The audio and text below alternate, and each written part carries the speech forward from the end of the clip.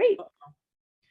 All right, recording in progress. So welcome everyone to the Adult Reading Roundtables Halfway to Halloween program. I am thrilled to be here and I am so excited that we have these amazing authors joining us. I'm a little bit beside myself and I'm very excited for the next couple of hours where we're going to talk about their work and their books and their part of Summer Scares. And then we're also going to talk about horror programming in general and promoting horror in your library to your patrons because they want it and they're reading it.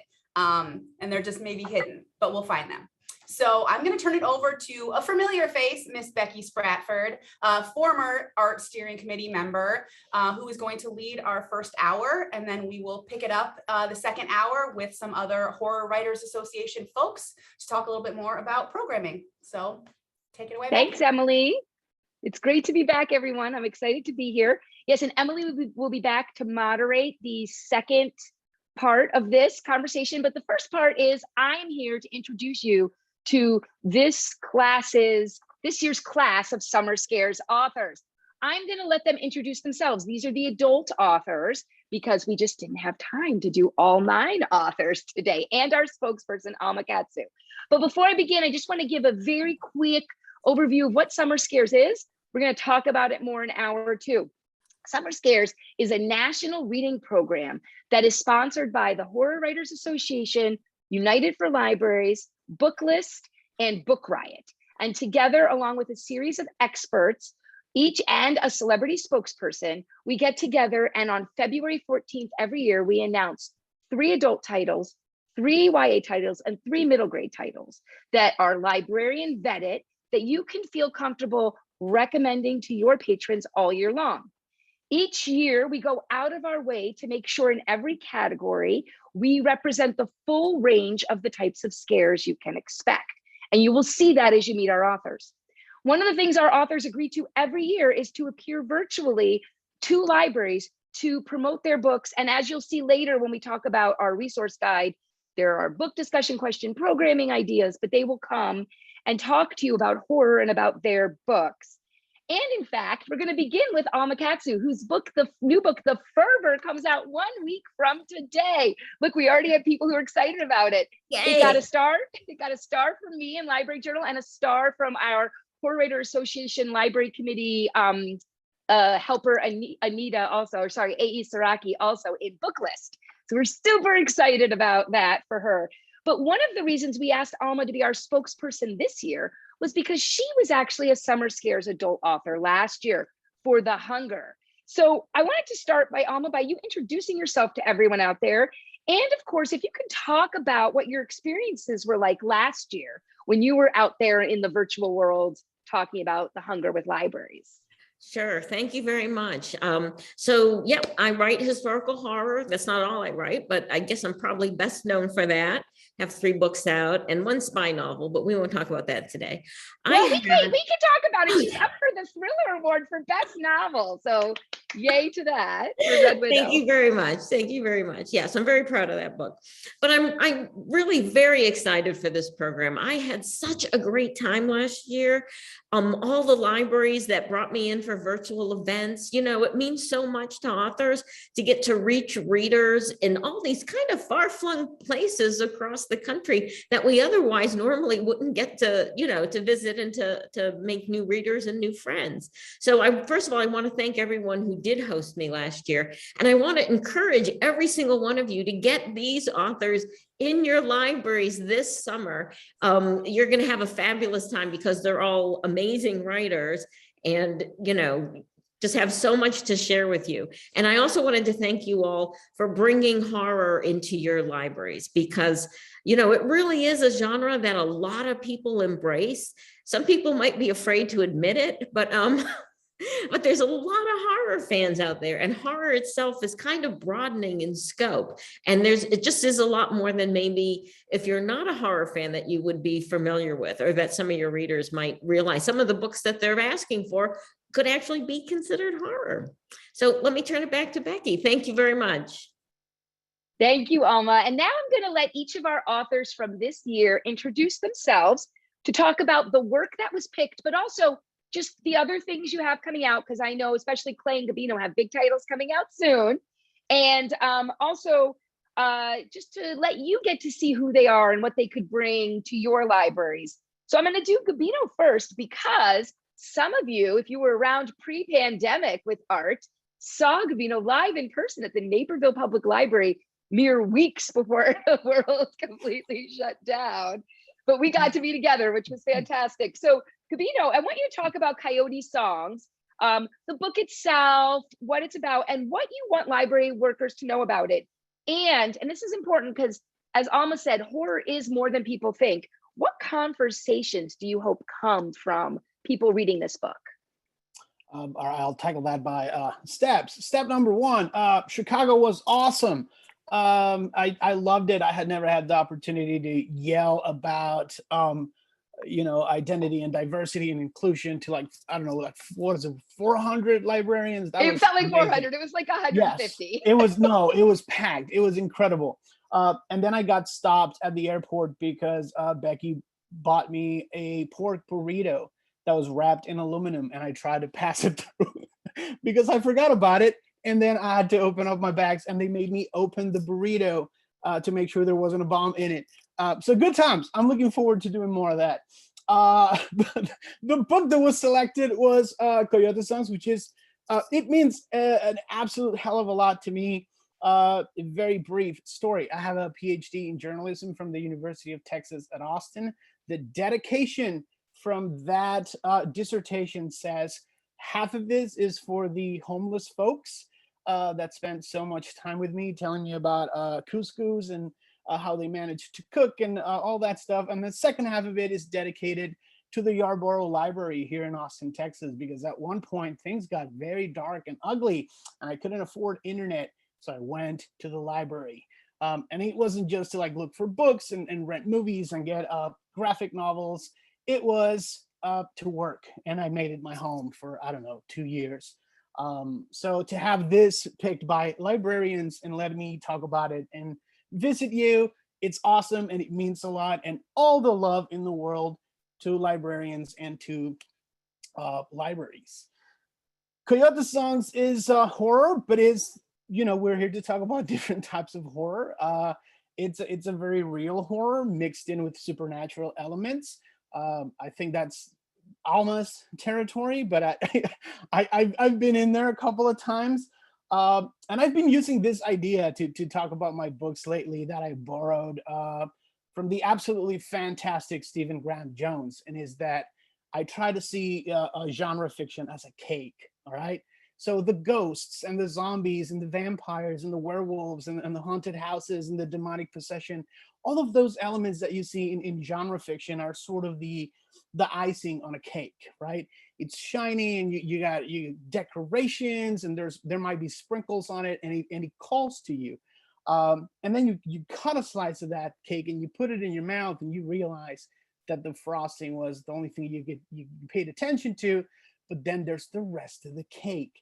And what happens in Coyote Songs is I bring you in with a bruja, who's an angry mother who comes back to life, looking for revenge. And then she sort of ties together the lives of these 6 characters throughout the entire novel.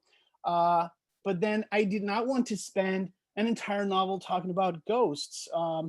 So it is about migration. It's a book about identity. It's a book about bilingualism and multiculturalism, and it's a book about crossing borders, and it's a book about the inability to ever go back home. It's about art and seeing yourself represented in the art that you consume. There's a Afro-Caribbean, there's a Black Puerto Rican woman in this novel who is sort of facing, having these conversations with herself. How do I make my mark without selling out? What does it mean to create art in a world that tells me, for example, me as a writer, I know the formula for creating a thriller.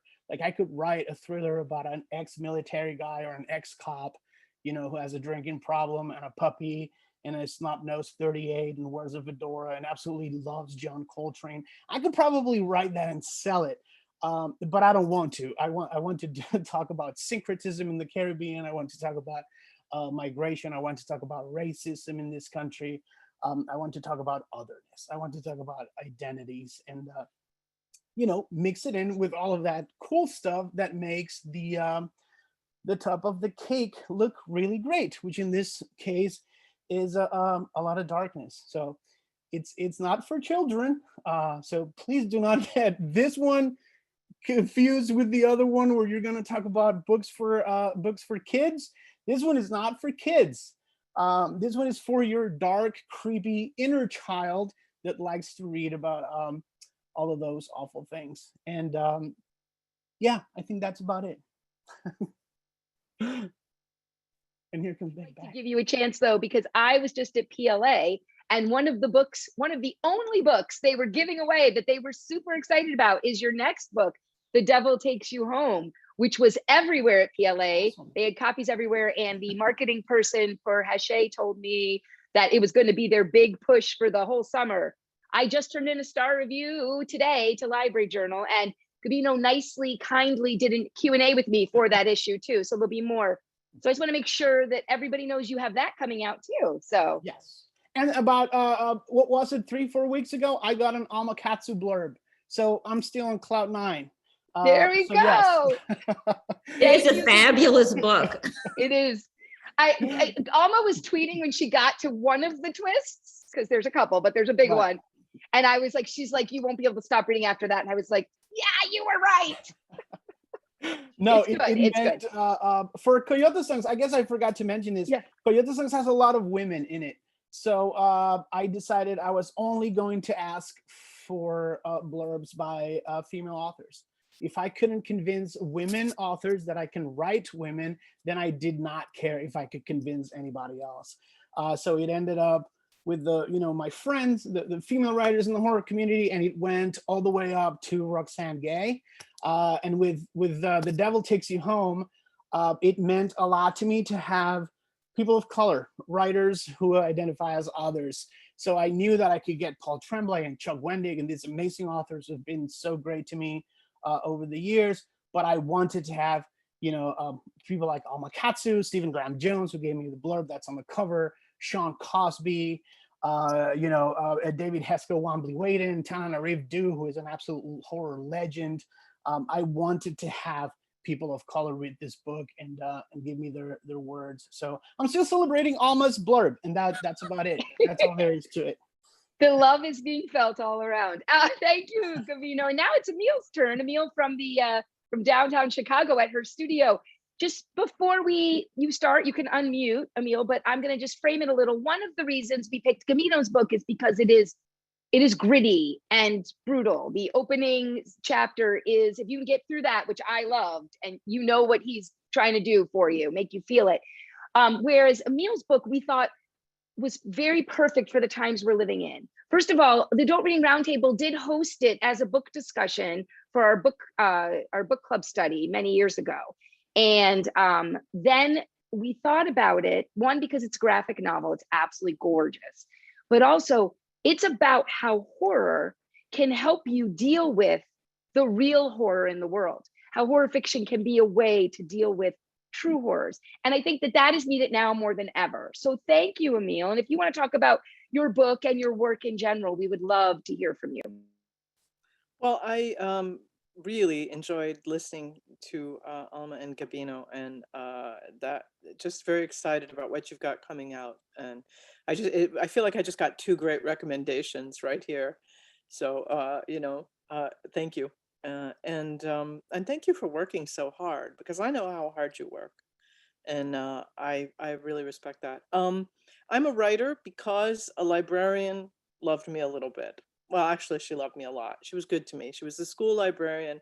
Her name, I'll cry if I talk too much about her. Her name was Mrs. Eldridge. And in the poorest school on the north side of Chicago, it was the lowest rated school, which is the one I went to, lower rated than Cabrini Green schools.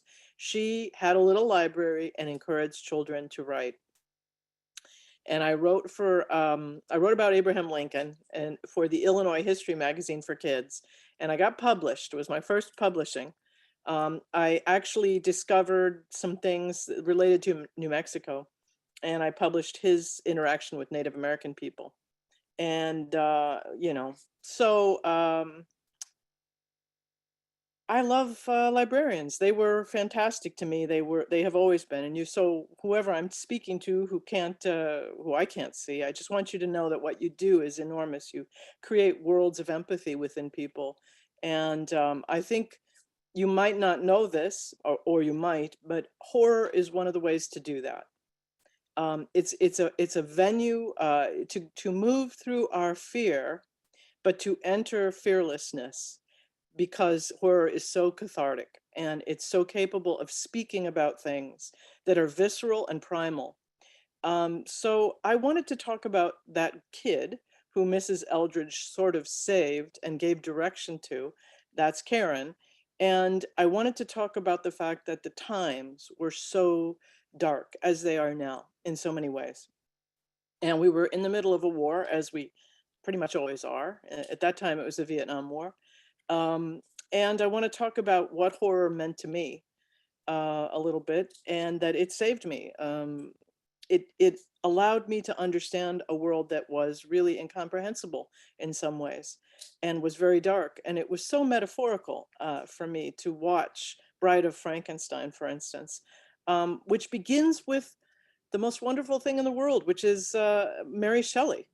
It told me that Mrs. Eldridge was right. I mean, you could be a woman, and it's so disgusting to say this now, but there was a time when you wouldn't have known that, because it wasn't spoken about. Your opportunities as a person who was identified as female were very, very small. I remember being in kindergarten, and there were two piles. There was the pile for the boys and the pile for the girls, and they were coloring pages. And one of the piles, the pile for the boys, had everything in it. It had president and scientist and doctor and, writer and everything. And then for the girls, it had three professions. It had teacher, mother, secretary, and nurse. That was it, or four. So that was it. And that was the world of 1968 Chicago to a great degree. So Karen is this person who knows she has more than the society is ever going to embrace inside of her. She's a person who wouldn't be identified as Anglo-Saxon. She wouldn't have that privilege. She comes from poverty. She lives in a basement apartment. I lived in a low-income building, and she lives in a very violent place, in a violent neighborhood in Chicago, which has been redlined to accept people who are poor, which is what I did. It's very much based on my life.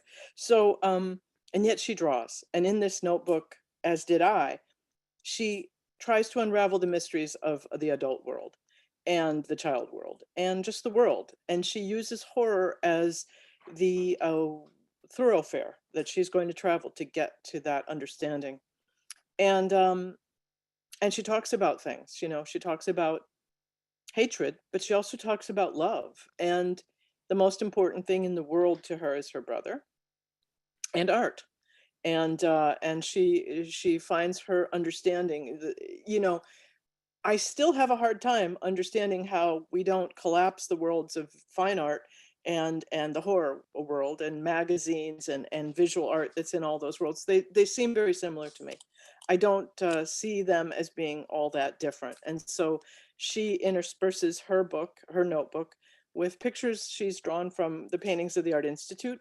And there are so many that are horror. We have The Nightmare, the Fusilli painting, famous one. It's just over in Detroit, and it is definitely a horror cover. No way around that, right? So yeah, I guess if you were to recommend my book, I think that one thing that I haven't mentioned is that it deals with, and this is something you should know, because I don't think it's for young children by any means. It's for an older, a high school aged person, in my opinion, or maybe at the very least, maybe a 14-year-old. But Karen deals with the fact that there's no representation for being lesbian in the entire world. As a matter of fact, I knew of none. I didn't know what I was. I didn't know what that meant, and I couldn't describe it. And we're in a different age now, but it's so important to talk about this, because there are so many people who want us to stop even having a knowledge of what we are. And that's so unacceptable. we can't slide back into that world. I will tell you that it was a dark and frightening place to not be able to name how you felt and have no representation of that in the world. And anytime it was represented to you, it was negative. So I just want to say that, and I want to say that we can create empathy in our children, and we don't have to fight these things politically. We just have to give them this beautiful doorway in their imagination, which is a book, and let Thank them you. travel through it. Thank you, Emil. And you can see why we pick these authors, because they speak truths with their books. And now we're going to come around to Clay, who I had the pleasure, some of you may have seen us talking for the Penguin Random House event like a week or so ago. It's all blurry. What is time, right? What is time? But Clay has 3 wonderful books, all put out by Quirk, that are each very similar in how they sort of set up horror. One is actually coming out in May, and I'm about to start it in a day or two. I'm very excited, Ghost Eaters. But the one we picked was his first one with Quirk, which is the remaking. And the way I described it when I first read it, that it was like this Mobius strip. It was a story, if you wanted to say in one word, it's about witches, but it's really about so much more. I would love Clay to explain his story to you, and feel free to talk about your other books as well. Sure. First off, thank you so much for having me here. This is amazing. Hearing everybody else talk about their library stories, I have to say, I grew up in a single mother family. My mother had to travel a lot for her work, so I actually ended up living with my grandparents quite often. And my grandmother would always take me to the local library, the Bon Air Public Library. And she always made this deal with me where she said I could pick 2 books, any 2 books. It didn't matter what they were. She made no judgment call on where I picked them off the shelf. As long as I read them, she would read one to me at bedtime, and I could read one to myself.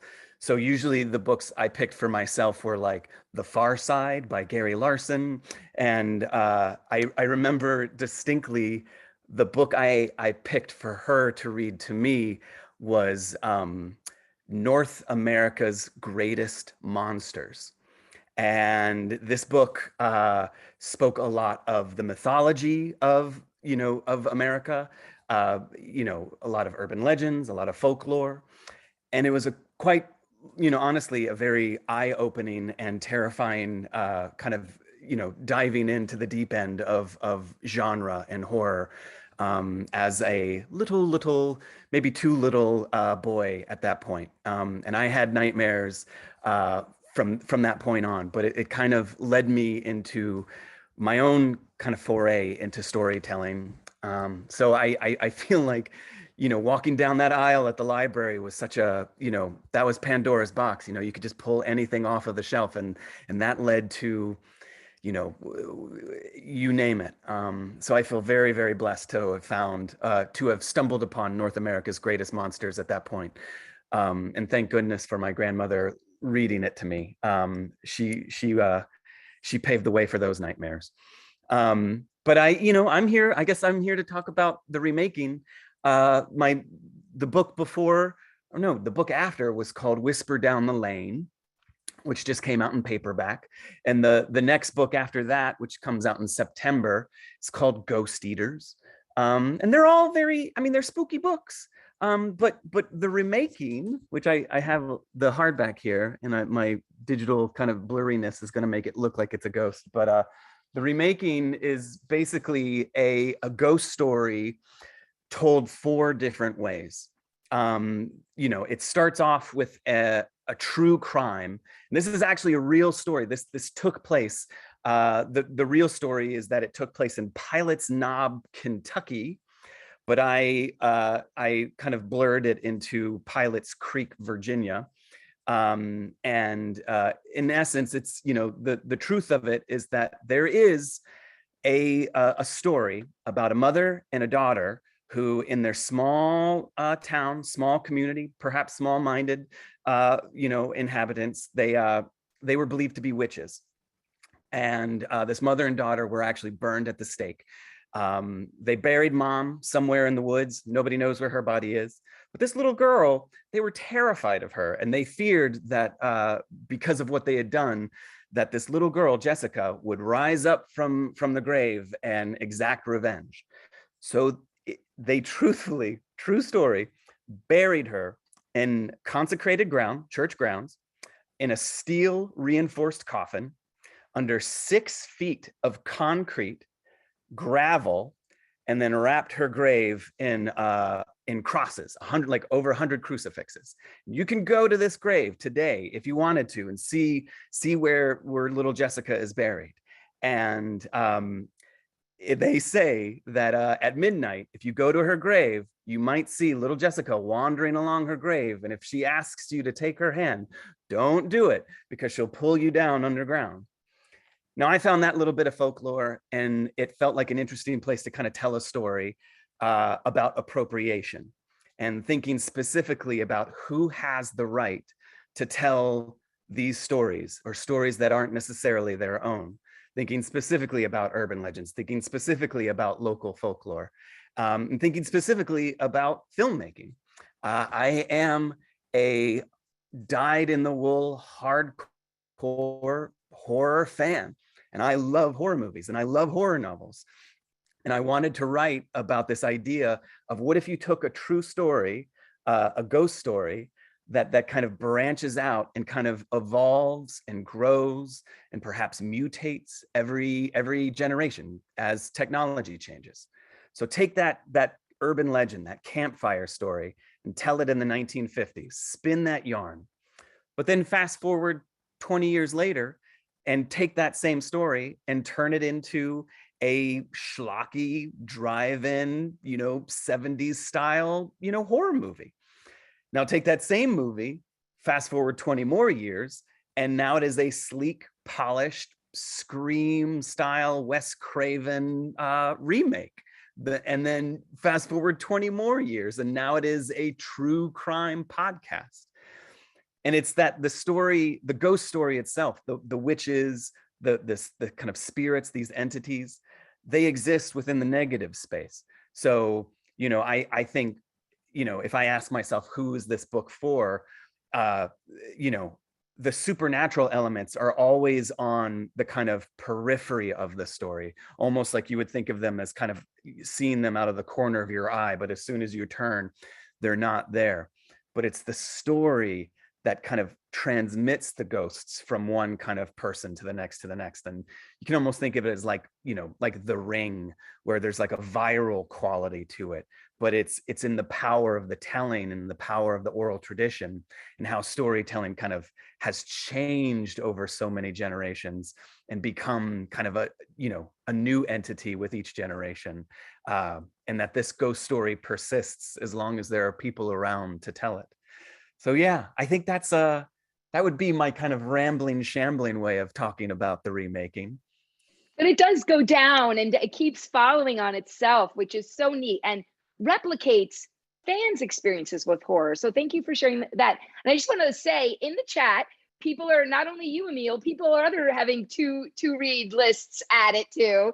And the audiobook of Clay's The Remaking is being promoted, and people are putting it on hold as we're talking.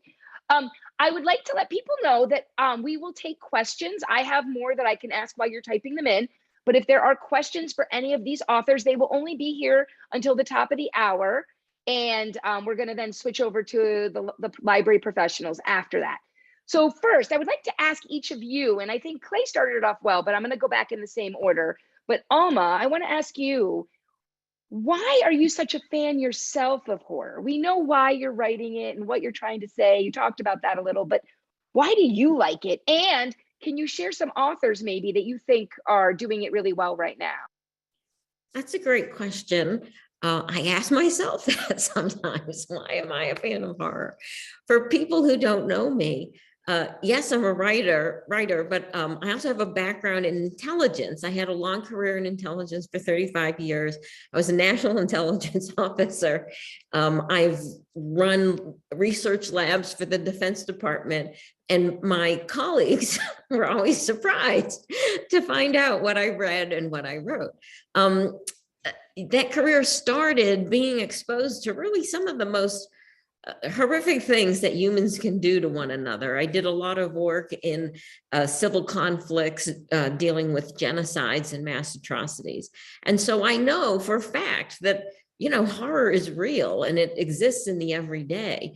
And you can't escape it. It's going to be part of your life at one part or another. And that's one of the things I like about horror, is it kind of helps us accept the fact that there is darkness in the world and try to figure out how to deal with it. I remember, even as a kid, really being sort of drawn to the unexplainable, and being drawn to death. I mean, I think we all have a lot of questions about death, and these types of stories help us make sense of it. Also, when I was young, I started reading a lot of dark speculative fiction like Edgar Allan Poe. And I think that had a lot to do with drawing me towards these kinds of stories, these kinds of magical stories that are trying to help us explain the stuff that's really hard to explain. Who's doing it well now? Wow, we really are getting into, I think, a golden age of horror. There's so many wonderful horror writers right now, right on this panel. So I sometimes you ban me from mentioning, or somebody banned me from naming. I did that one time, but you can say whoever you'd like. Well, I have to say, there's some books that I'm really impressed this year, and one is Gabino's book. It really is kind of transcendent. It is violent, but if you accept that up front, you are going to be well rewarded with a book that is going to go beyond your wildest expectations. So I definitely encourage people to read that. Paul Tremblay's book that's coming out later this year, The Pallbearers Club, is another amazing book.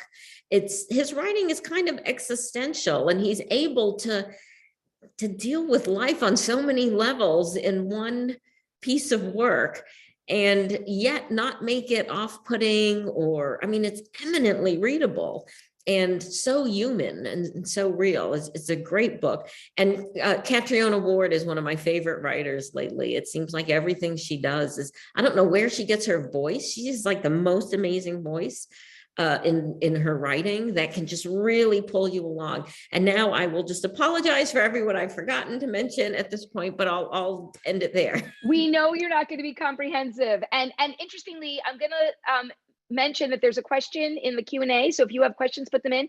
And the question is perfect, which we will answer in a minute, because Alma, Gabino, and Clay are actually on a panel about genre blending coming up. But first, Gabino, why do you love horror as a fan, and who do you want to shout out to people? I know you're doing it in the Q&A and we did in Library Journal, but no one's seen that yet too. So that's a long list too. So yes. They can see that one in June. Pick one or two today. I like it for a variety of reasons. I think three very important ones that are mainly responsible for what Alma was saying, like this is a new golden age.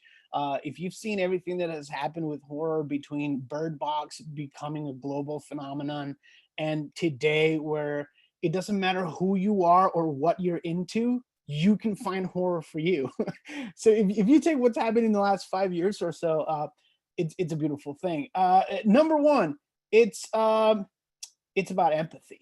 I think every single solid horror author goes in knowing, if my readers don't care about these characters, nothing works in my entire book. If you do not care what happens, there's no horror. So it's truly about empathy, and I really like that a whole lot. Second is that it's controlled chaos. I can't shut down sickness, poverty, unemployment, politics, trans kids getting hurt by politicians. I can't shut it down. I can read a horror book and be like, all right, that was it for today. I'm going to have a sandwich, and I can put the horror and control the chaos for a little bit. And number three, it's like music. You don't want to hear the same music every single day. And while I enjoy every single genre out there, and I have a lot of students at SNHU who write romance, they seem to understand it as, if I don't deliver the happy ending, my career will fail. And I've read a horror book that has a happy ending, and then the next one that I read, everybody dies and you're destroyed for weeks. So it's sort of like, what is horror? Well, I'm afraid of zombies. I'm afraid of cancer. I'm afraid of abuse, sexual abuse. I'm afraid of poverty. I'm afraid of werewolves. So it just comes and goes wherever you want it to go. Alma's doing historical fiction, so you're learning stuff as you're doing other things. I turned in my review for The Fervor a couple weeks ago to Locust, and it's a book about racism. So it's historical, but you're reading it and you're like, my God, this is like reading Twitter. It's so timely in a horrible way that you're just surprised. And I think horror does that incredibly well, and no other genre kind of does it in that very specific way. Oh my God, some names. Cynthia Pelayo, she's going to be a superstar very soon. Eric LaRocca, every time he puts something out, he blows my mind. We already talked about Paul Tremblay. Josh Mallerman is one of the biggest voices in horror right now. Haley Piper, if you're not reading Haley Piper right now, if she's not on your shelves, fix that. How long do you want me to go, or do you want me to that's good for now. Read the June issue. There's a whole list in it. Yes. Yeah, he has a whole issue. The list. Emil, I'm going to go to you next because you mentioned already sort of why you love horror when you were speaking, but specifically, we have some questions for you. And I want to ask you, because I think this comes to one of the things in your book, very clearly you love monster movies. That comes out in your book. And so there was a question. I loved My Favorite Thing is Monsters, and I was wondering, what is Emil's favorite horror movie? And another question for you, when is book 2 coming out? Oh, yeah. Let's talk about your love of monster movies and why you love them and what your favorites are. I love all the old standards an awful lot because they're just they're great. But I fall in love with new movies. For a long time, I was really in love with both versions of Let the Right One In. And I since then have I've kind of loved, and I'm thinking a lot about You Are Not Alone, or You Will Not Be Alone, which is a witch movie. Fantastic. I don't know if you've heard about it, seen it. It's pretty great. I think it is. It's very poetic. There's a lot of metaphor in it that's just beautiful. Visually, it's very interesting. I'd say it was disturbing. I wouldn't say it was an easy film, but I think that we're all, as horror writers, we're open to the idea of being disturbed in order to find our way, So yeah. I hope that answers a little bit. What about when My Favorite Thing is Monsters 2 is coming out? That's right now a massively contentious issue. And I can't go into a great deal of unfortunately, it has a legal dimension at this moment, and I can't go into a lot of it's a real sad situation. I'm very. So we have it's in process but stalled, is what you're saying. Well, I can't tell you. Okay, that's fine. Wait and see. I want it to be out to you, and I want it to be the book that I have written for you, and we'll see if that will happen or not. Well, there. And then can you share some of your favorite writers? I know you're friends with Cynthia Pelayo, who Gabino mentioned. We actually, your classmates. Yes, we were in school together. I obtained my master's in writing, my graduate, from whatever that means. Because, I wouldn't say, if you hear me say that and you're thinking about it, my advice to you would be just to write. Because I think those are good things. Having schooling is excellent. And I would never just tell somebody not to have it. But I think Cynthia was a natural, and her book, Children of Chicago, I would highly recommend to anyone. And Gabino is absolutely correct. She's going to be one of the major names in our world. And so I would say, yeah, people from the olden times who are kind of being rediscovered. Michael McBride, Blackwater. What a fantastic author. I'm so sad he's gone, but I think it's interesting that horror really has legs. And my French publisher has just come out with this beautiful edition of Blackwater in French. And the French are discovering this book, which I think is so interesting because it's so set in the United States and in the South. And of course, there's an awful lot of horror possible in the South. I think it's a very haunted place in so many ways. And Michael McBride really deals with that and in a beautiful way. I find that book still really interesting. So there you are. Thank you. Thank I'm you. drawing Emil. while I'm talking, so I'm sorry. That's awesome. I appreciate it. We're going to I'm ask also Clay, 'cause then drawing, we have I've some got a more little questions. I've got a little tiny blemmy. I don't know if you can see. Oh, but- it's because your background's blurred. We can't see yeah, it. you can't see, but I've got a big ghostly Karen here. She's Always drawing. You can't stop. yeah, there we are. There Oh, we yeah. are. So while you're talking, if you see me looking down, it's not because I'm not interested. I hear everything you're saying. It's You're being just I'm always- inspired to draw. Clay, it's your turn about why you're such a fan. You talked about it a little, but I thought it was interesting that Emil mentioned the South being a haunted place, because that's also part of your new novel coming up too. But also writers that you're excited about for other people to discover. I mean, I don't feel like I'm equipped to kind of go into the pop psychology of it, but I do feel like horror is such a cathartic foundation for me as an audience member or as a reader. So I think of my own personal traumas, the traumas of your audience, and how, you know, these books, these films can kind of become contained environments in which to release those traumas.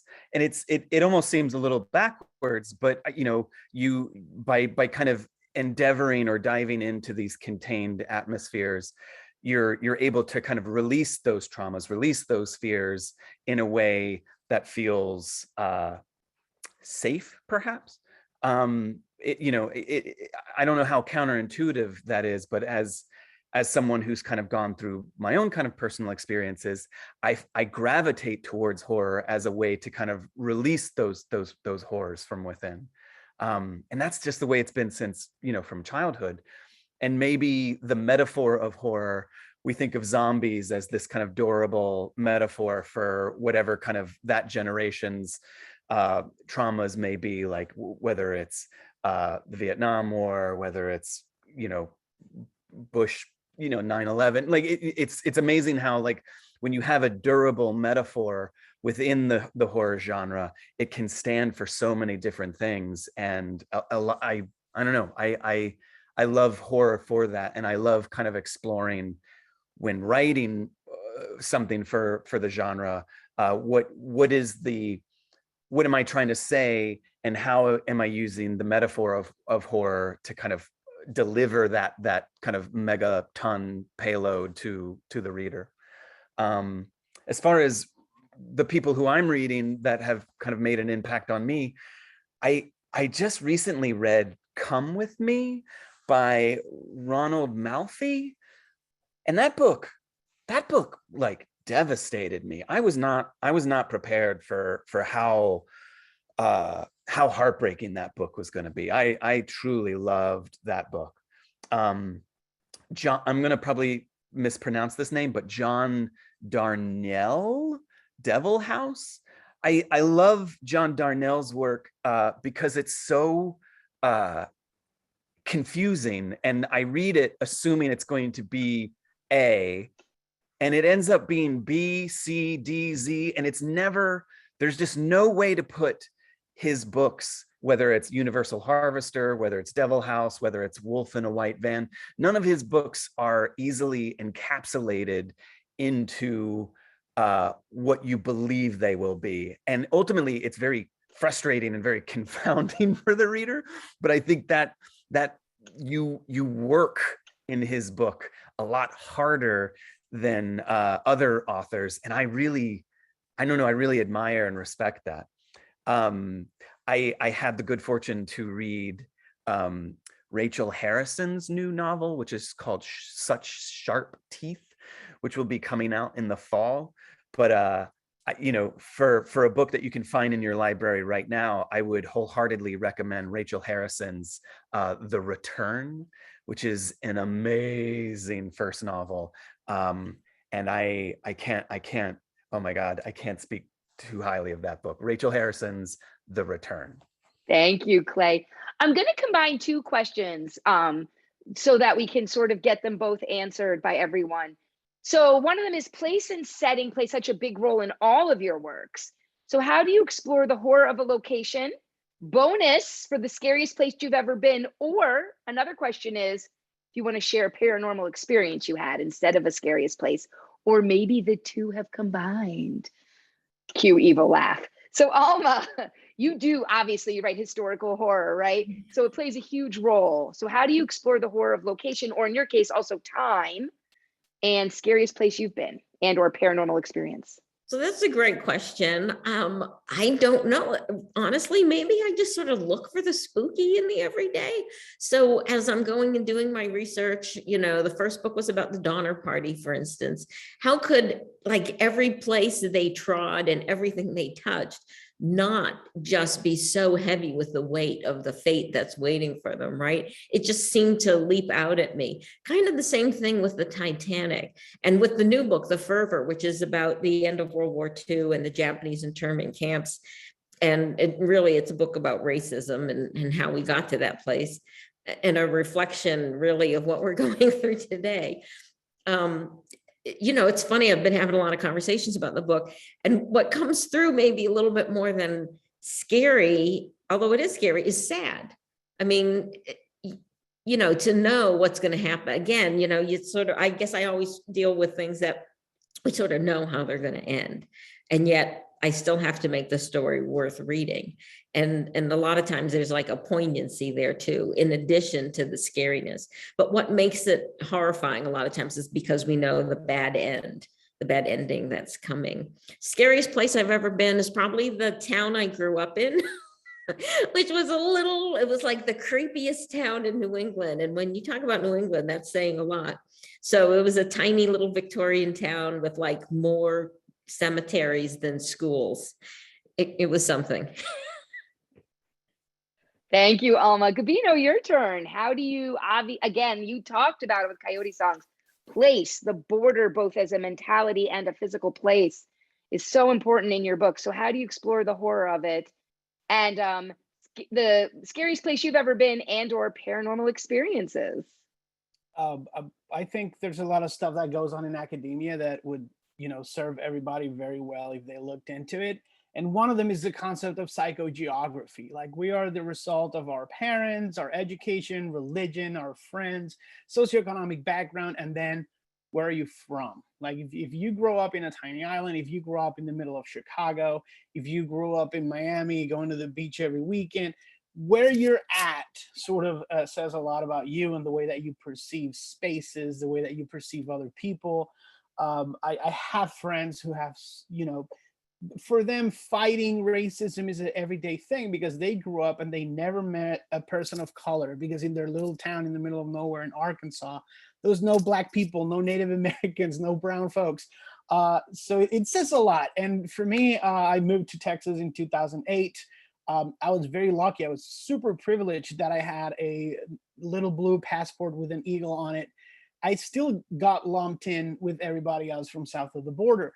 There's no other countries south of the border other than Mexico for a lot of the folks that I've met since I moved here.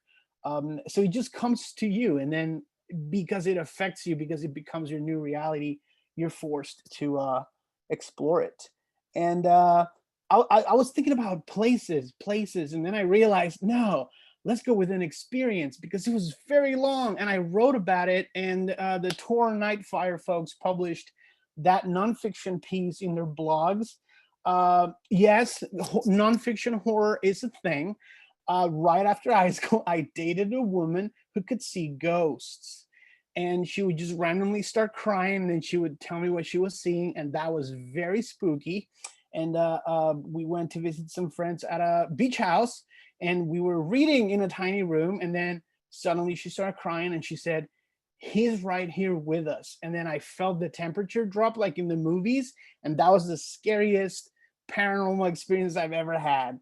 So I had to write about it, and it's up on the Tor Nightfire blog. So all you librarians, go search Tor Nightfire and Gabino's article. Nice. Emil, what about you? How do you explore the horror of location? And are there any paranormal experiences you want to share or a scary place? Well, yeah. I know you did talk a little about growing up in a redlined, poor area, which you explored in detail, but if you have anything else to add to that. I had quite a few personal interactions with horror. I live very close to Des Plaines, Illinois, where John Wayne Gacy was doing what he was doing. And there were multiple serial killers in my neighborhoods, in all the ones I've lived in. In Chicago, I worked briefly in the one of the places that Jeffrey Dahmer would come to pick up young men. And I also, as a kid, one of my friends was walking between two places and just disappeared, and was later found dismembered. So there was real horror. I don't mention it in this book because the number of actual bodies I saw before I was 6 years old would probably shock people. You know, the real horror of our lives is so intense. I think it was Alma who said it, and Gabino, you've said it as well, and Clay, you said it as well, and I think we're all talking about that truth. In terms of things that I've intuited and seen, if I tell you this, I'm sure I've seen an awful lot of. Wow, somebody's trying to reach me now. That's not fair. I'm talking to you guys. Sorry. The thing is, I've seen things. You know, I've just recently was in a place and had a trip, and the person who was attached to an organization, institution, said to me, well, the place you're saying is haunted, don't you find? And I was like, yes, I do find. There were some pretty amazing things that happened while I was there that, you know, in this kind of Airbnb situation. So, I mean, yeah, I've experienced ghosts and I've experienced murder, and that's, I don't know, is that answering a question? No, it's good. That's very good. Thank you, Okay. Emil. Okay. And now we're going to go to Clay, who already sort of talked to us about how his book is based on a haunted place and a ghost story. And actually, you're coming to us from just finishing a ghost story festival, right? Yeah, I mean, oh God. Yeah, I was in Harper's Ferry, West Virginia. And everywhere you go, they'd be like, that place is haunted. That's where that, you know, the ghost of that soldier boy is there. And that, you know, that's where the dead Confederates live. And like, it is, you know, I'm originally from Virginia, and I grew up in Richmond, born in the Blue Ridge. And, you know, it's interesting because I feel as if like being raised down here, I was always kind of intensely aware of the region holding its own kind of, call it ghosts, call it trauma, call it past, call it history, call, you know, whatever you want to kind of, you know, attribute it to. There was something steeped into the region that you either talked about, didn't talk about, or, you know, like it's amazing the kind of cognitive dissonance when it comes to the South. And I feel like it's a very flawed, charmingly flawed region where, you know, it wears its history on its sleeve, but maybe not that part, or maybe, you know, maybe we hide that part. And like, as a kid growing up, like, it was like, well, why is this street named after this? And why is this, what does this mean? And then kind of digging a little bit deeper and then finding like, oh my God, there is a history here, and it goes beyond what you might read in the textbooks, and it might go beyond what your grandparents tell you. And like, it's the fact that like everywhere you go, there is a lush history. There is blood in this soil. And that to me feels like, you know, we walk on graves. This whole country is a graveyard. This world is, you know, and I feel as if, given the fact that I'm from the South and this is the region that I grew up in, it's an area that I can at least speak to my own kind of personal experiences orbiting that kind of region, and how there's at least a desire to kind of dig a little bit deeper and write about that. And I think also because the the oral tradition, it was kind of steeped into my own kind of upbringing growing up, spinning a yarn around the campfire. Like that to me feels that is imbued into the region as well. So that's the kind of the stuff that I hope to bring to my own personal writing. I write in first person. I grew up in Poe's shadow. Like I'm copying Poe like every damn time I start a story, because I just love the way that he writes. So it is, that's just the DNA. That's the family tree I'm like trying to cling on to. But yeah, so as far as like haunted places, it's all haunted, Becky. There's a ghost looking in the window right now. Like it is out there. And your books definitely capture that, the things that are out there. They're very realistic, which leads us to our last question, which I mentioned, I sort of foreshadowed. And although we can go over a little, not everyone has to answer. So let me know if you want to. But Debbie Walsh has a question. I've always thought of horror as being, quote, a pure genre. That the trend in other genres is to genre blend. What other genres could be mixed with horror tropes to expand the literature, and should writers do that? And I just want to start by saying 3 of the people on here, Gabino, Alma, and Clay, along with Cynthia Pelayo, who was just mentioned, and Andy Davidson, will be starting to kick off Librarians Day with exactly that topic, the genre blending in horror. Because yes, while horror used to be very much its own, you would be able to pigeonhole it in one place, it really is everywhere now. I mean, Alma writes historical horror, Gabino writes crime noir, or as he calls it, barrio noir, which is also horror. And Clay takes true crime and horror and mixes them together, or true horror, like with his new book, The Horror of Addiction. And of course, Emil looks at memoir and horror and just creates a whole new genre there. Does anyone here want to talk about what they like about the genre blending they do in their work?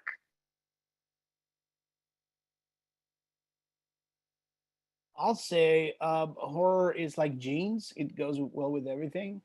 And it's also the best dancing partner ever. There's nothing that you can mix with horror that won't work. Romance, sci-fi, fantasy, historical fiction, nonfiction. If you put those two together, they will dance, because horror is the best dancing partner ever. The more that we try to bring in the other influences that we have, the more we make horror ours. And I think that's why just mixing and matching just works so incredibly well.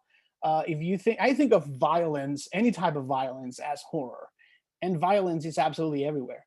So your nonfiction narrative about surviving an abusive spouse, that's horror to me. And I know that, we do certain genre calling, because at the end of the day, bookstores and librarians have to put the book somewhere, right? Like they have to call it a thing so that they can shelve it properly. But sometimes I open up a thriller and it begins with a female detective going into this place to start looking into ritualistic murders where they took out their intestines and did like a halo around their head. That's horror. That's you can call it a thriller, but it's all horror in the end, because Clay just said it. Everything is haunted. We're all haunted, and everything in life is has a possibility of becoming horror at the drop of a hat. So I think most of us, that's what we do. It's like, oh, this thing, it's horror. Let me show you how, and then we go and do it. There's a comment in the chat by Becca Boland who says there are some folks that firmly believe that horror isn't a genre, it's a feeling.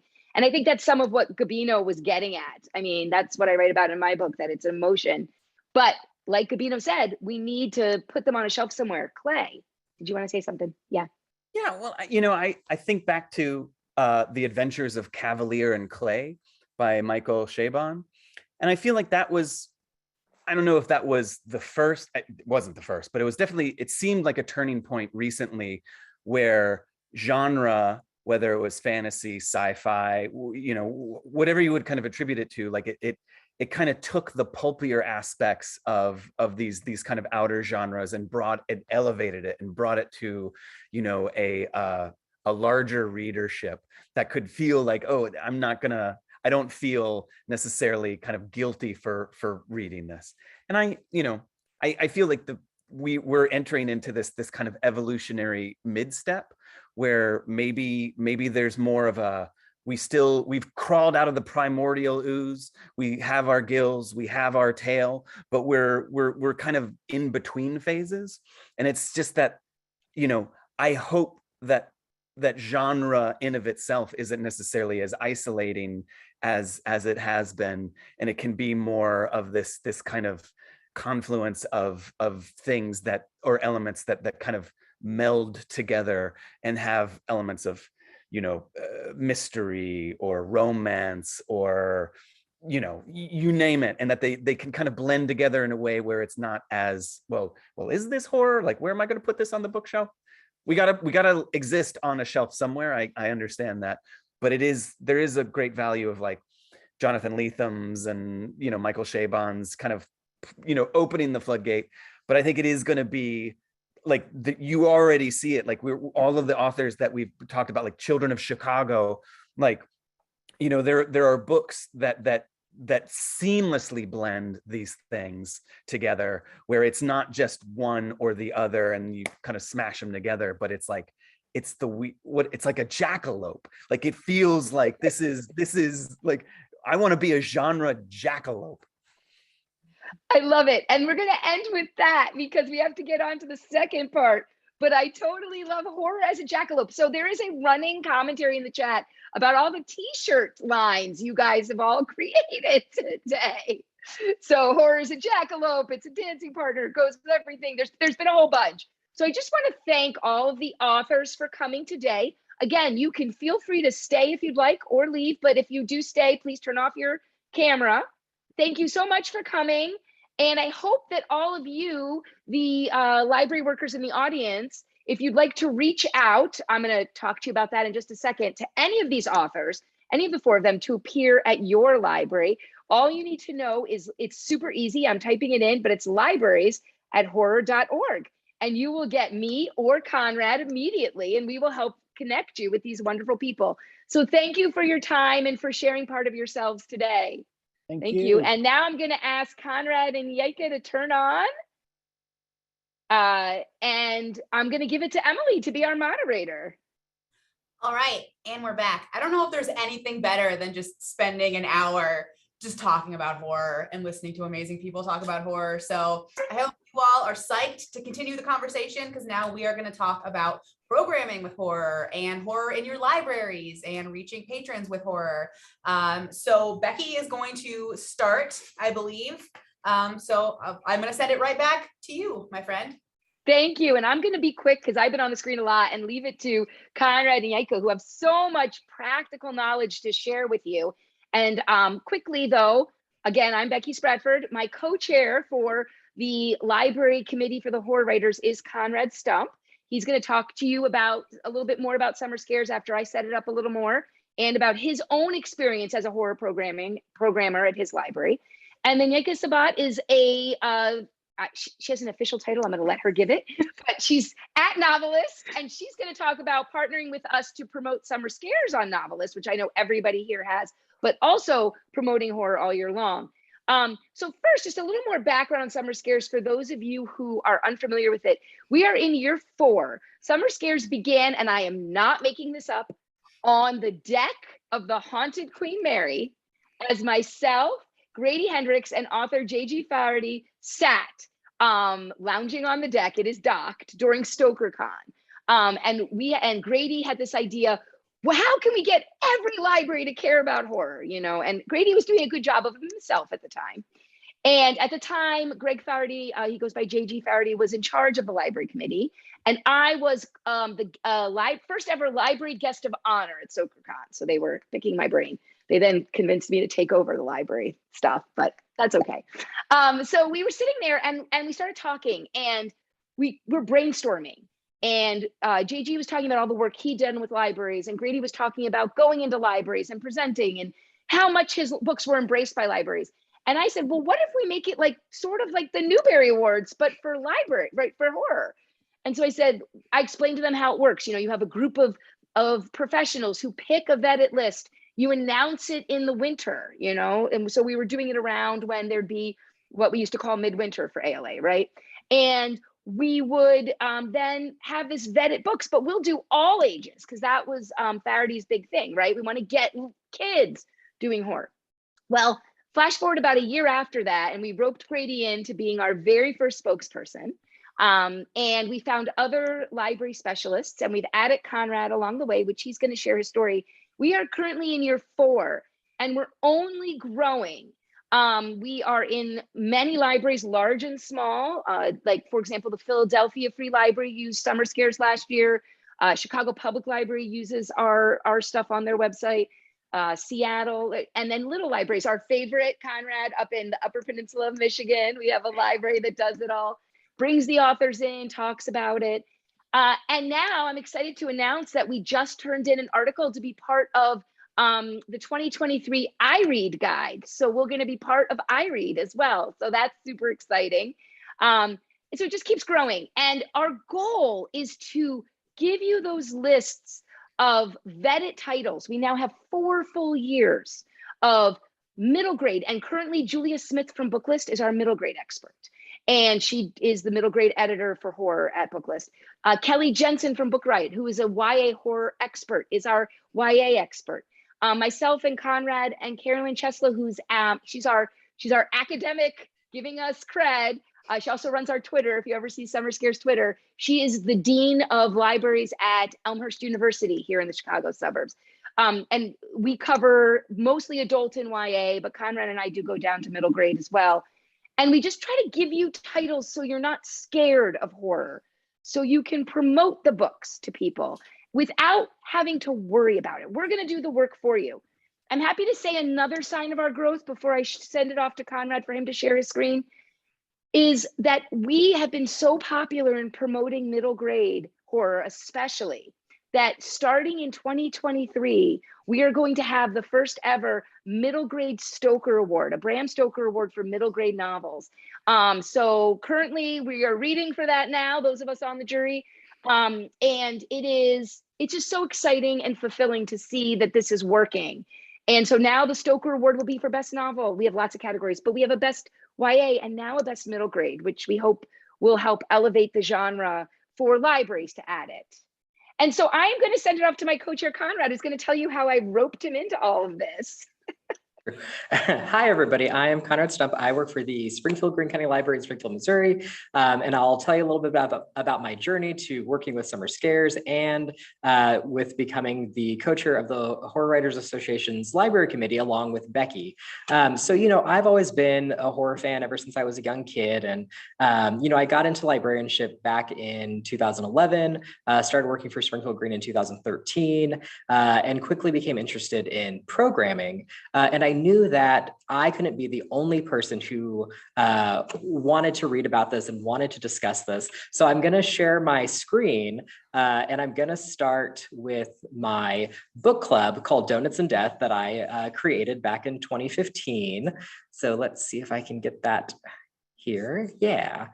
All right, so yes, back in 2015, I started a horror book club called Donuts and Death, and I decided to have it sort of downtown in Springfield at this popular donut shop called Hertz Donut, which does these fun, you know, kind of donuts like Voodoo Donuts in Portland.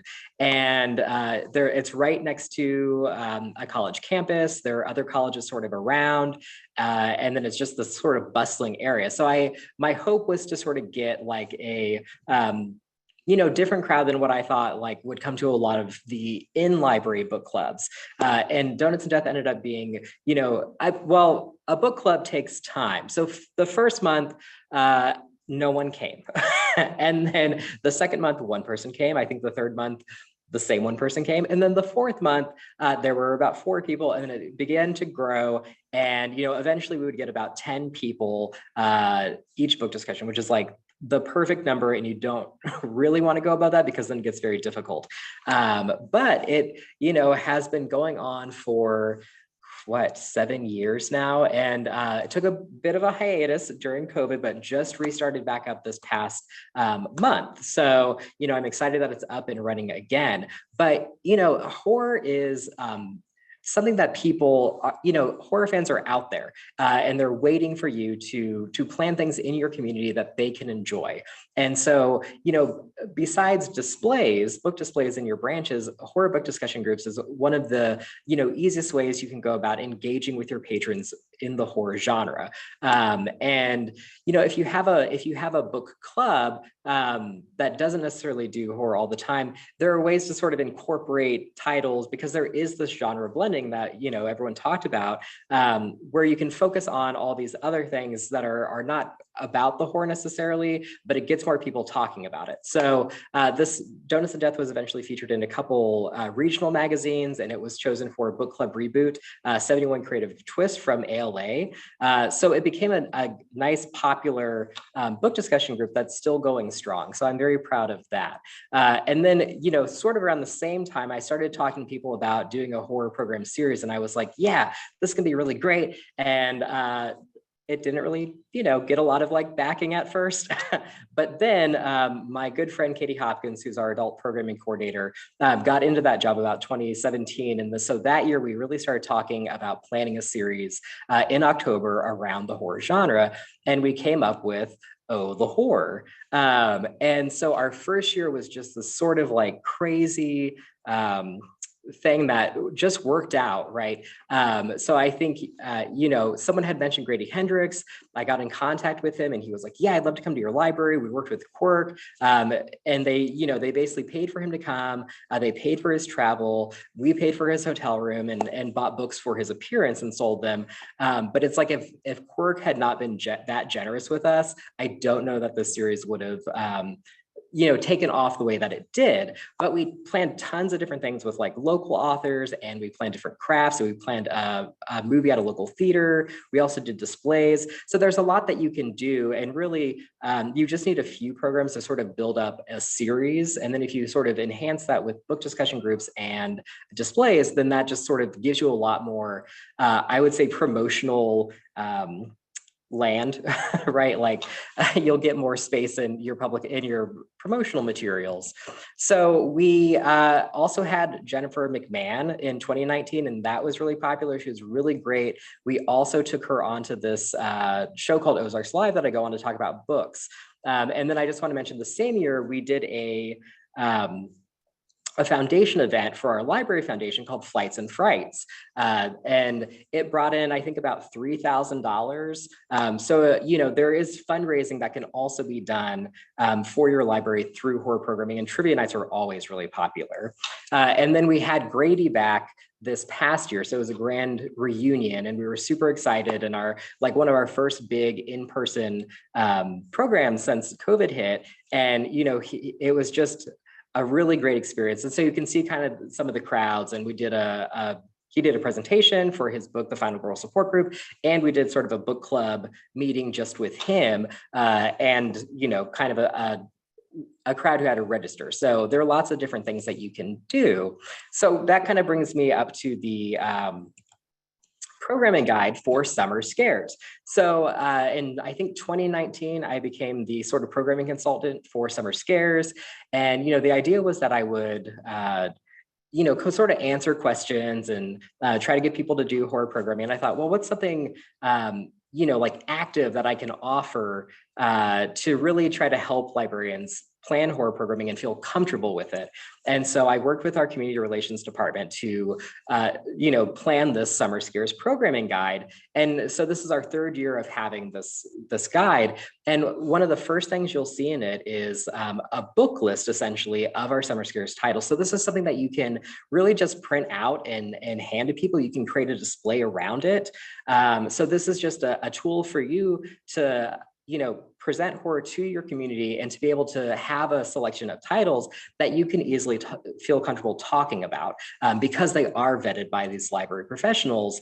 And so, that's a really easy thing. And then each title gets its own page in the programming guide. And so this will have appeal factors, which we work with NoveList on, and how to book talk the book using those appeal factors. And then also we worked with NoveList to come up with read-alikes. And so, read-alikes are a thing where like you can very easily build out a display or a book list just based on those. So, that just sort of will help you out throughout the summer.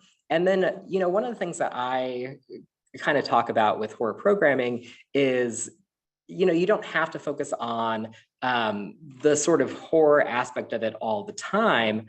You can focus on, more real life things. And so, or you can focus on art. So like Emil Ferris's book, we have this Monsters Out of Masterpieces with local artists.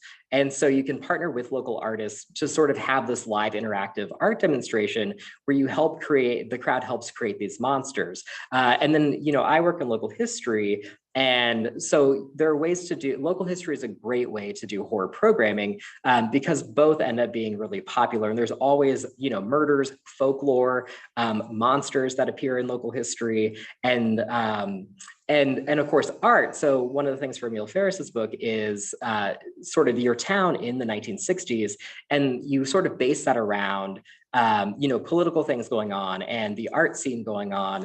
And so there are ways you can sort of take themes from the book and plan this program that has a little bit of a horror element, but is not like overtly horror. So that's one of the things that I like about it. And especially with, so Clay McLeod Chapman's book, we partnered with Pitt University in their horror studies collection to come up with some programs for each age level. And so there's a program that they'll work with you on called From Script to Screen, which is all about sort of how these movies came to life from the page of the writer through the director's eyes onto the screen. And so it's more about film history. So, horror has a lot of different aspects that you can focus on. And so that's kind of about how you approach it. But these are just a few pages. And then on the back of the programming guide, we have this sort of new and upcoming books by our Summer Scares authors and spokespeople. And so that just sort of is another way for you to sort of practice reader's advisory and know what is coming out, know what's new and hot, and like just, titles that are from people who are involved in Summer Scares and that you can feel comfortable with. And then one of the things that Becky and I talk about is, really this guide and these lists are meant to be used throughout the year during any year. So it's not just limited to the summer. That's where it starts, but you can use them at any time. And, all the authors are really great, and they'll likely be willing to partner with their library because they have already done so. And then one of the other things that is featured in the guide is a wonderful article by Yaika Sabat that is about NoveList and her relationship to horror. So I want to sort of hand it over to her and let her tell you a bit more about that. So. Thank you.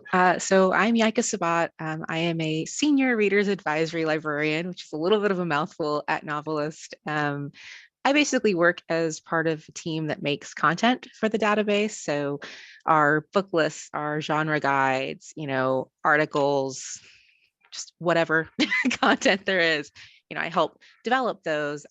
And if you read the article in the programming guide, I have a lifelong love of horror, even though I was terrified as a child. Any horror movie I saw, I still watched it because I had two older siblings. So it was kind of inescapable. And I was lucky enough to get to work with Konrad and Becky this year to sort of move some of this Summer Scares material into NoveList so that people who are in the database can easily get these books, the read-alikes. And I also just wanted to share, on the theme of horror year-round, along with the Summer Scares list, NoveList is made up of some very passionate horror fans. Like it's probably like 50-50 where you're just like obsessed with it or you don't really get it. So we love making, articles about this, lists about this, library aware flyers, which I'll show you one in a moment. So I just wanted to take a brief moment to give you guys a little tour. I know a lot of you, if not all of you, have NoveList. I think it's a little easier if I actually just go into the product and show you than to try and explain where you would go. So let's see if my screen sharing will cooperate with me. All right, you guys should be seeing the database right now. This is the homepage. I will say it's pretty decently zoomed in so you guys can see. And the first thing I always like to let librarians know about are our recommended reads list. These are lists of books on different themes and genres that you can quickly access and have sort of a ready-made book list, either for suggestions or a display, like right at your fingertip. This year, if you scroll down here, you will see we have a special Summer Scares list. And all of these are made up of the titles and their read-alikes for this year. I was lucky to take part in the process of sort of looking at read-alikes and selecting them. This is the one for the adults. Every recommended reads list is going to have a description, and then you can see the beautiful covers and actually hover over and get book descriptions right from here.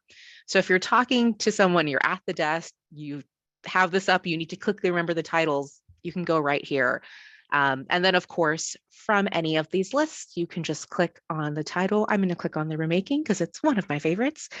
And every book title in the product has those appeal terms Konrad talked about, and other wonderful read-alikes that are done by staff and advisors.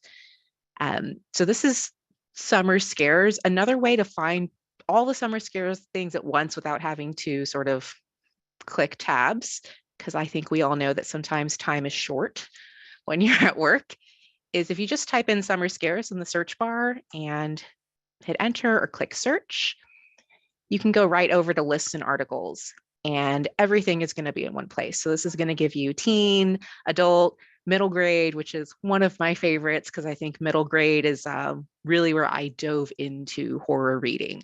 That's sort of what locked me in. And we also have a StokerCon 2022 list, which features artists or authors that are going to be there this year. So it's just a little selection. Whether you're there or not, you can still see some of the work that's going to be represented. Now, as Konrad and Becky have said, horror is for all year round. I am a deep believer. It is all the time. It is holidays. It is Valentine's Day. It's always horror in my home. So if you are wanting to sort of just get everything that we have to offer, you can do something similar in here where you just type in horror, keep it simple, one word. And along with all 19,000 books that come up, you can see the lists and articles. And from this page, again, you can narrow down by age range. You can also narrow down by publication type. So if you're looking for articles specifically, just click Reader's Advisory, and this will get you all these beautiful pieces that we've had written either by staff or advisors, one on folk horror, which is my favorite genre personally. You'll actually see here, Steal This Idea or The Horror by Mr. Stump. And then you'll see genre guides, which break down basically all about the genre. I can go into one real quick, and it's going to give you a definition of the genre, what happens sort of in general. We can't pinpoint every one. Themes, working with horror readers, knowing themes and tropes is really valuable. So, witchcraft and the occult, of course, final girls, being able to identify these themes. And we have themes attached to books in the product. Why readers like it. And then each one has key titles, some key authors, authors to watch, which are new voices bringing unique perspectives to the genre, tips to help and market to fans, and then searches to try. And in horror, a crash course is embedded. This is one thing that NoveList does that I'm a huge fan of. I watched them before I worked for NoveList. If you go to our YouTube channel, which just go to YouTube, search NoveList, there is actually a playlist, zoom in, that is just crash course webinars. There's a horror one, there's a true crime one, which I'm featured on, and I recommend it. They're a good way to get familiar because not everyone is a fan, but you can still work with a genre that you may not read. You just have to use the resources that are at your fingertips. And along with what we already have in the product, We will be creating library wear flyers for Summer Scares you can have at your fingertips, print out for display. And Konrad is actually currently working on an article for us all about doing RA across age ranges for horror. So keep an eye out for that. There will be a blog post to follow that you will get to know more about this. And just so y'all know, if you don't already have library aware, this is the kind of cool stuff you see in it. So we will have some beautiful, cool flyers like this related to Summer Scares, just to kind of help make things easy for you when you're promoting not just this list, but any of your horror programming in general. So I'm gonna hop out of here. I know it was a very quick tour, but if you have questions about what's in there, like, don't hesitate to reach out. I am always happy to talk about all things horror. So I can put my email in the chat and you can reach out to me that way. That's a great point. Or again, libraries@horror.org. And Konrad and I will talk to Yaika all the time, so we can push that to her. I do just want to close it up before we get to other questions, Emily, that, you know, I talk about this all the time, both on my blog and in my book, that we have to remember, and I think Yaika's summed it up really well, you don't have to like horror to recommend it. There's tons of genres I don't enjoy personally that I am really good at giving people books. And, you know, I love the advice of just keep it simple, right? Type in horror. And, you know, we have worked with NoveList to make sure that you're finding the things you need in the genre that maybe, you know, studies that novelists have been part of show that it's the genre that library workers are among it's in the top 5 of things they're most afraid of. So we understand that, right? And Konrad, I think, really, if you want to know more, has such a great story about just, I want to do this. I'm going to figure out a way to incorporate horror into my library. And they've literally become a mecca of horror. And I mean, he started by just reaching out to me. Hey, I read your blog. Do you want to promote this? I'm like, of course I do. So you can, Konrad, I know when you started, you felt like, I'm going to do this 1 year. And if I can do it 1 year, it's a success. And look at you now. Yeah, I mean, that's right. And it was sort of this weird experiment where it's like, will people like this? Will we get support for it? But, you know, once we had the slate of programs, the displays, the book discussions, which really a lot of it is, and part of it too, the important thing about programming to me in libraries is networking and building those relationships with the people in your organization so that when you want to create something, they want to help you do it. And you have those relationships already built. Or, you know, if you haven't gotten there yet, find someone that, you know, is willing to work with you that has those relationships built. But yeah, I mean, you know, it went well the first year and it was immediately like, let's start planning the next year. So every year when it ends, we're already thinking about the following year. That's fantastic. Konrad, I wanted to ask you a question, and this seems like a good place to start. So when you started, and let's go back, I guess, to the Donuts and Death book discussion. So before you were even at like Summer Scares level, how did you sort of approach your administration or management and say like, hey, I want to do a horror book discussion? Is that cool? Yeah. To do it? Like, yes. Because I feel like some people are a lot of us are in that same place, like where we want to do it, maybe because we have an interest, but we're not sure how to tell our administration. Like, I promise you that we have people in our library who read horror. Yes, yeah, and a lot of that too, I think, will depend on like, you know, who your supervisor is and who you have to go through to get something to occur. But I've had it kind of both ways. Where with Donuts and Death, it was sort of like, yeah, go ahead and just do it. But then and that was when I worked in reference, you know, at another library in our district, and I moved here and started working for local history, and I wanted to start a different book discussion group, and it was like, well, come up with a proposal, which I initially was like, what? That's crazy. But it's super helpful to write up a proposal, even if you don't have to present it to anyone. That way you have your talking points about, you know, what your goals are, what your demographic, you know, what your target audience is, and like, you know, maybe some like selected titles that you have in mind. So just sort of before you approach anyone, just have at least some of your ducks in a row. So that way when you're talking about it and you're passionate about it, they will become passionate about it too, because you sound like you know what you're talking about. So I find that helpful to sort of, lay it out for yourself, just in case you have to sort of lay it out for someone else. And, the thing with library programs, especially book groups, is that nothing is forever. So like, you try it for, say, give me a year, because it's going to take a year for you to really get a following. And then if it doesn't work, it doesn't work, and we move on to something else. So I think the time frame of, how much you actually have to commit to it is good, because it doesn't have to be forever. It can just be something that you try and move on from. Sure. And I think we really understand that issue because we've all, worked in libraries and promoted horror in our jobs.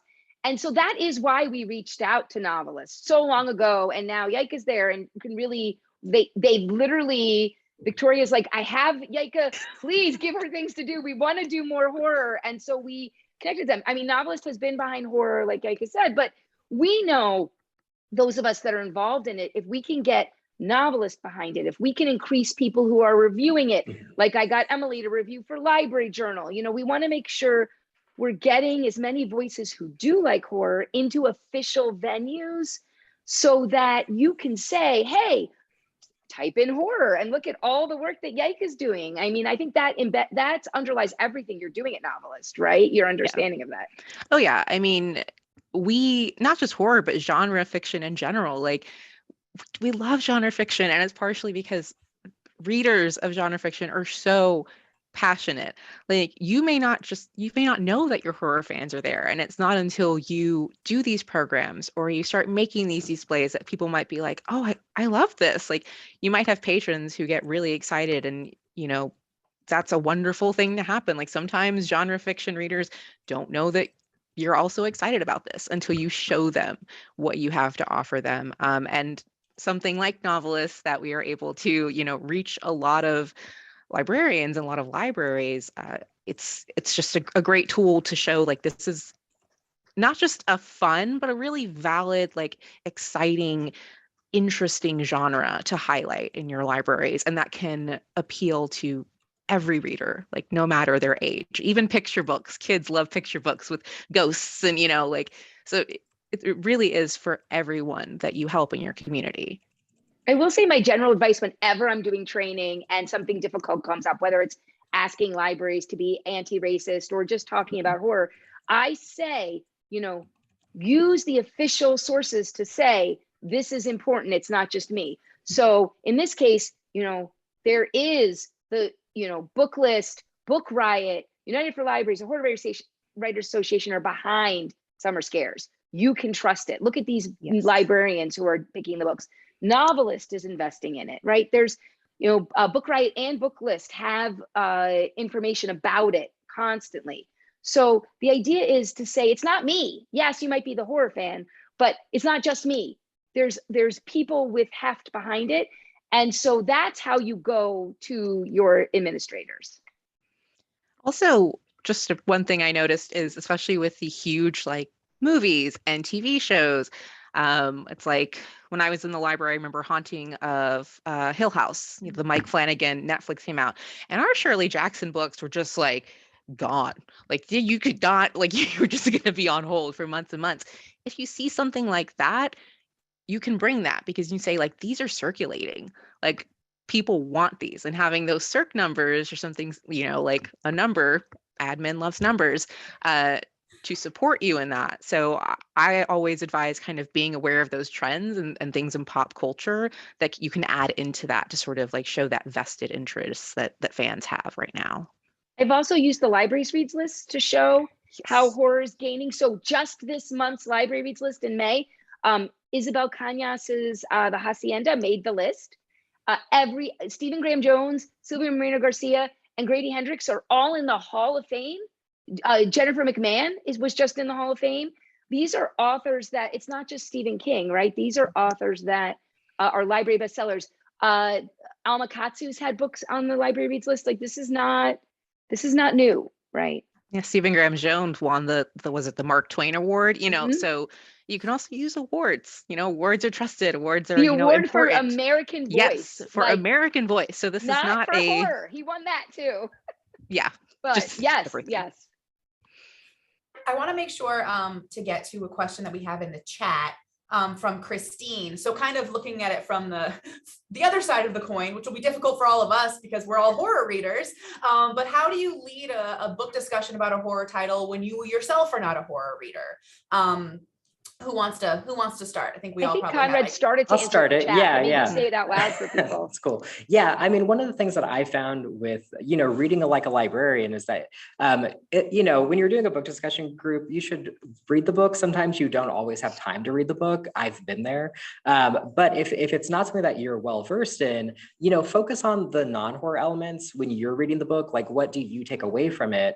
And then just read about the book to work on your horror related questions, right? So reviews, I read a lot of like author interviews or watch author interviews, or I even read Goodreads reviews. And that will help you come up with questions because you can rephrase other questions as well. But if it's something that you're not like super comfortable with, focus on what you kind of are comfortable with in the book and then rely on people who have already done some of that work to flesh that out some more. And then as I also mentioned in the chat, the great thing about the Summer Scares programming guide is that all of the books have book discussion guides.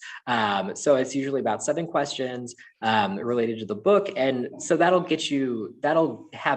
give you a base, and then you can kind of build out some other questions around that.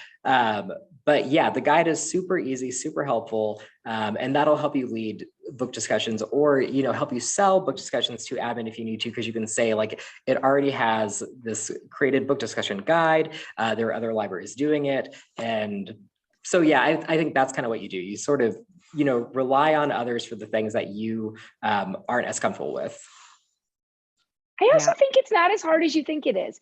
I led a Right. book discussion group for 20 years, right? Or no, sorry. Yeah, 20 years. And there's always books you don't connect with all the way, right? There's always books you don't get from a genre perspective. There's always things. And that's the great thing about book discussions, right? Bring, like Konrad said, what you got out of the book. But when you're leading a book discussion, don't overlead. I like to let the discussion come to the group. And it's about the experiences that everyone brings. So maybe you read The Fervor and you don't talk about the really scary monster that's in it that came from Japan, but you talk the whole time about racism and sexism and all these other things, right? Which is fine. There's no end goal of a book discussion. The book discussion is what the group makes it. So, just go with it. Yeah, and oh, sorry, go ahead. No, I also think it's fine to say, if you're leading the discussion, like, I'm not generally a horror person, but I thought these were, I was terrified, but I thought these things were really interesting, or these are things that I noticed, because I think part of the joy of book discussions too, it is sometimes pushing people out of their comfort zone. And I think they can relate to you if you say like, I'm not really a horror reader, but these are the things I liked about this book. Yeah, and I was going to say, one of the things that I had trouble with early on in leading a book discussion was not talking too much, right? Because when you're leading the discussion, you can sort of fill in all those gaps because you're afraid of the silence. And it's important to not be afraid of the silence because that's where the discussion is going to happen. So it's really not even, the book discussion is not even really about you. It's about the people who are there who came to discuss the book. And so like the times where I've just sort of sat back and let the, question sort of stand there in the crowd until people start talking about it, those have been some of the best discussions. So really just like, sit back and let people answer these questions. You don't have to worry about filling that space as much. And if you're worried about sort of buy-in for readers that don't read horror, NoveList has but my book club doesn't read, or just tune into something that's sort of happening in current society. And, like Becky said, The Fervor, for example, tackles a lot of problems that are still happening. So sell it that way, and you might be surprised the buy-in you get with that. I like Becca's idea in the chat, and I have a good story about her adding horror, which I will only slightly embarrass you, Becca. So she said you can also add horror into more general monthly discussions, So you're not on the hook for reading it every month, but you can make sure you choose a book you're willing to read. And I think it's important to, in general with book discussion groups, to add different types of books, unless of course your group is very specific, right, themed a certain way. But I know when Becca did Mexican Gothic during the pandemic on Goodreads with the Skokie Library, she had questions she couldn't answer. And she was contacting me. She was like, hey, Becky, can you go on or can you tell me how I should answer this? So there's always people you can reach out to for help. If you're in live at an in-person book discussion, it's harder to do that. But like Konrad said, it's okay to say, or Yaika, like, that didn't work for me. What about you? Or like Konrad said, use the Goodreads 5-star person who loved the book. Yeah. Or maybe if there's someone on staff who loves horror or loves the other genre, see if they'd be willing to come to the book discussion, because they could help possibly bring up points that you may not be as familiar with in the genre. Like, your coworkers are some of the best resources that you have available to you. Richard said his book club, he got his seniors to read World War Z by focusing on the pandemic. That is brave, My Richard. favorite thing. That is brave. Because that is terrifying. Yeah. Talked about, what was it, picking Cat Winters in the Shadow of Blackbirds the last 2 years for Summer Scares. And every time it would get to like the finals and Konrad, we were like two on the nose. Yep. Yeah. It's true. Yeah. But bravo, Richard. So what thoughts do you have about sort of doing not horror displays, just specifically, not calling a display like these are horror books, because that tends to scare people away, right? Like we don't use the H word when we're doing like a display. So I just want to hear some of unless it's October, Emily, then they and then you go then crazy. Then, no. Everything. And there's H word everywhere. Then we're in the I know. But try doing a Season of the Witch display in the summer, and then all hell breaks loose. Anyways, so just your thoughts on, how you can, again, because we're talking about horror all year long, so doing displays, and other side, even if it's not Summer Scares, horror-esque sort of programming throughout the year. I just wanted to know what your thoughts were on any or all of that. Yeah, I think it's kind of. Oh, you want to go? Go, Konrad. Oh, sure. Yeah, it's how you. Right, it's the focus that you take, and so I think a super easy display would be like thrills and chills. So it's not saying horror, but it's kind of horror. And same thing with Summer Scares, like it's horror, but it's not. The H word is not in there, but you can even do things like, fairy tales and folklore, where you can kind of bring in other things. You could do something about, books that inspired the film. And so you can incorporate horror into your more like general displays. And that's something that I think, everyone should strive for if they're trying to get into, recommending more horror, is just sort of work it into things. But yeah, so don't put the focus on, or another really good thing that I like is there's I think I had a suggestion in the program guide for history hunt, but like a weird and wondrous history hunt. And so like that weird and wondrous allows you to bring in a bunch of different things. So it's all about sort of expanding your umbrella to cover more, that lets you kind of put horror in there, but also allows you to kind of put other things in. The best displays are the ones that are the widest reaching anyway. Yes. Because, our job as readers advisors is to make sure people find the books they wouldn't find on their own. And so if we use the word horror, we're going to get the people who identify with that, and we're not going to get the people who don't. So when you use terms like Konrad's using, or, weird, or just pictures, right? Like an odd picture for your display. Stranger Things is coming back. So you can put like an upside down house, right? And then fill it with whatever. But the reason people find authors like Sylvia Moreno Garcia is because she refuses to be pigeonholed as a writer anyway. All of her books have a darkness to them, right? But what genres do they fit in? They're all over the place. I mean, I just did a review of The Daughter of Dr. Moreau in Booklist, and it showed up in the historical fiction section. I don't know. I mean, I think it's horror. There are actual like monsters with teeth and claws in this book. Yeah. But it does have a strong historical theme, right? And it's based on, that's another thing, retellings, right? That's another way you can incorporate. There are so many retellings. A lot of them are in horror. I just finished Reluctant Immortals by Gwendolyn Keist. It's her first major publisher. It is an ode to forgotten women, to victims over time, but it's also Lucy from Dracula, and Bertha, you know, the one locked in the attic in Jane Eyre. And they are in 1969 San Francisco, and they are trying to stop Dracula and Rochester from killing more girls. And it is an ode to every story ever written about those characters, but also its own thing. So I think that it's broader than you might think if you open your mind to it. I think like also horror, like we said, is so much like a feeling. It's an emotion. It is very much, it's all about how it makes you feel. So look into, like, if you have a theme, oh my gosh, like edge of your seat, that can be thrillers, that can be suspense, that can be horror. You know, it's just sort of, you find ways to work it in. You know, if you're having a summer themed one, if you have books about camps or summer camps, put in some spooky summer camp stories, especially like with teens and middle grade. There's so many fun like campfire tale kind of short story collections to work it in there and kind of expand it that way. But I will say we did a lot of, like Konrad said, like the thrills and chills, like using words that I think if you are a horror fan, you'll be like, oh, and you'll catch it. But if you're not, it'll lure you in to at least take a look at what's out there. And I'm a big fan of, we do for fans of lists and NoveList, look at what's out, what's big, turn that into a watched this, read that. And you can plug horror into things. You can make it straight horror, or you can just find ways to sort of work it in. But I think it's just finding ways to find what appeals work with the theme of your display.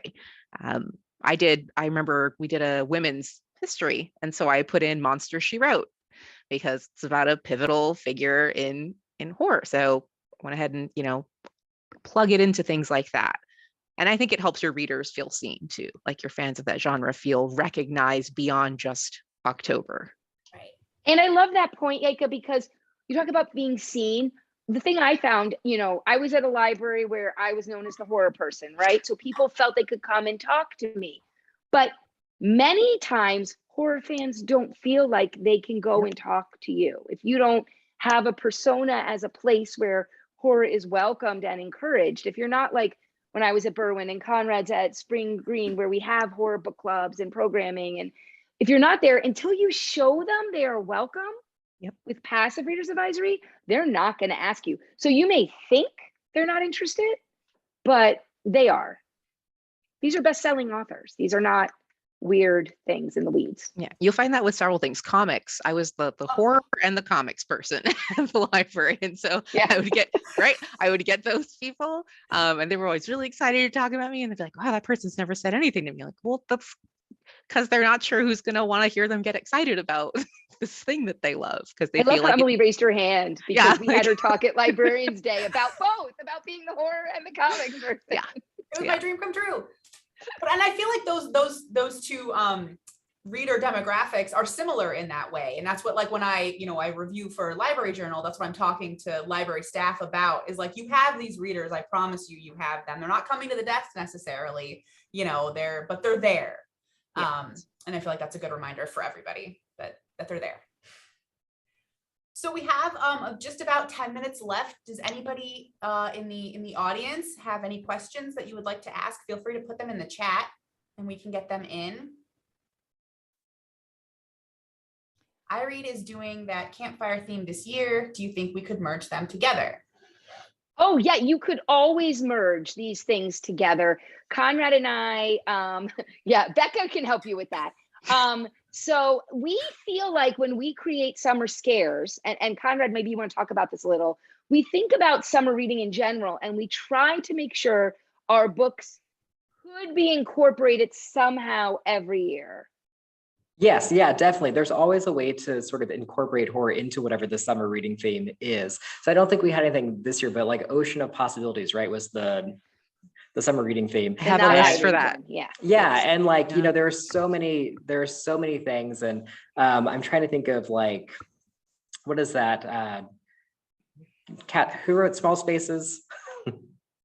Oh, I forget now. That was a Yeah, book I from know. last But anyway, year. she wrote a book called Yeah. Deep Water. Yeah. That's like the third in that series. And like, that's something that you could totally do for Ocean of Possibilities, right? Sea Catherine Arden. monsters, Yeah. shipwrecks. Yeah, Catherine Arden. If you go into NoveList, there is a terror at sea list for adults Oh, under see? Oceans of Possibility. Right. And people So, love terror, you know, yeah. sea terror. I mean, think about Alma Katsu's The Deep, about the Titanic. Like, you know, so there's always something that you can, a way that you can incorporate horror and summer scares into the summer reading theme, whatever your summer reading program is.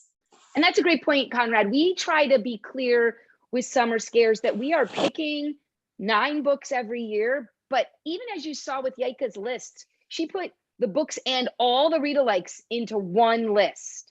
We are trying to start a conversation about all horror. We can only, trust us, we meet 4 times and we go all at it, dumping books in and trying to pick enough, you know, trying to get it down to 3 in each category. And it's hard, but we know that we're compiling that compound interest of titles now over 4 years, that we're starting to increase conversations about the genre in general. So like Yaika said, you can start with the list of the Summer Scares titles, but then you're like, oh, but my theme is campfire, right? So let's find those sort of more campfire type stories. And yeah, I think Clay is perfect for that. Yeah. Yes. And you know, if you take some from the Summer Scares and don't ever be afraid to search horror plus camp and just see what happens. Like you'd be surprised. My Heart is a Chainsaw is got camp blood in it. Yes, I know. You know, there's several like middle grade ones that like take place at a camp, or you know, and they're I think is it Camp so and so that might be in the Summer Scares. Gretchen McNeil has stories that take place at that camp, goes in with the ARRT. So you know, look at the list, and then maybe that'll spur an idea of what you can search with, some keywords you can look for. What we're trying to do with Summer Scares is just to remind you, that's the whole point of it when I talked at the beginning, that horror works outside of October. We picked summer because summer reading is so popular at libraries, right? And it's popular across all ages. And so we name it that, one, there's no H word, and 2, that it's all about making it work for your readers when they come in. So you just consider it and that you try to include it.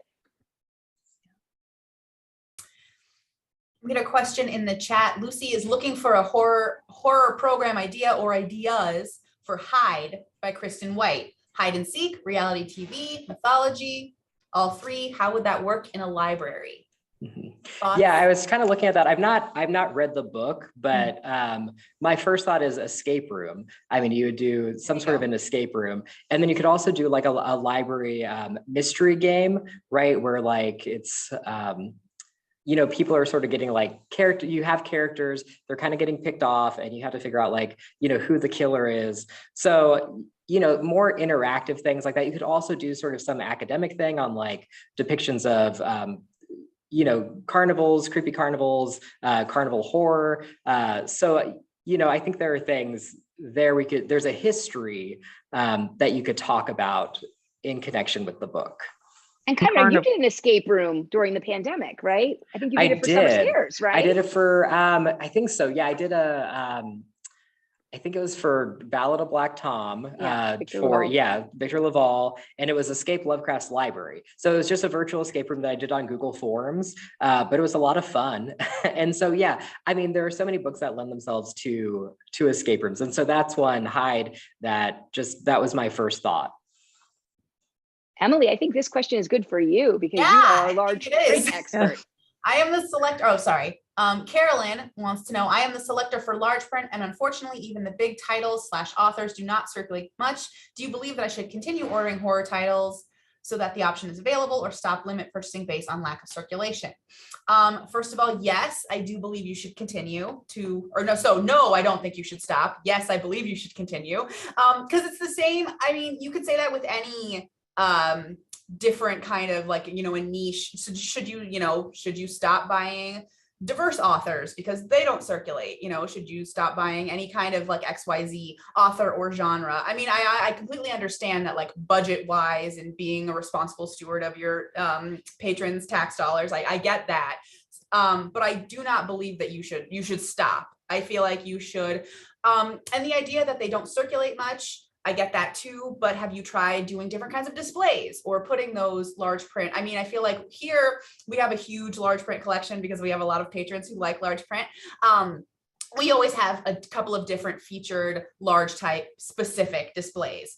But that's not to say that you have to, do that. But on your any large print displays or regular print displays, you mix it all up, put all different kinds of books on those displays. Speaking to the options that were thrown out earlier with like thrills and chills, sort of sneaking, but not really sneaking horror into your other kinds of displays. So no, I don't think that how I would judge, I guess, is based on how many you have in terms of what you're purchasing, and what is available. I understand that horror is, generally speaking, not available a lot in large print because of who's publishing these horror titles. A lot of the best ones are really coming from small houses, and so they don't have a large print option available. So I would say when you can find horror in large print, yes, get it. I feel like Grady Hendrix, Sylvia Miranda Garcia, Stephen Graham Jones are coming out in large print. But Emily brings up an excellent point. Are you pulling large print to put on display in your displays?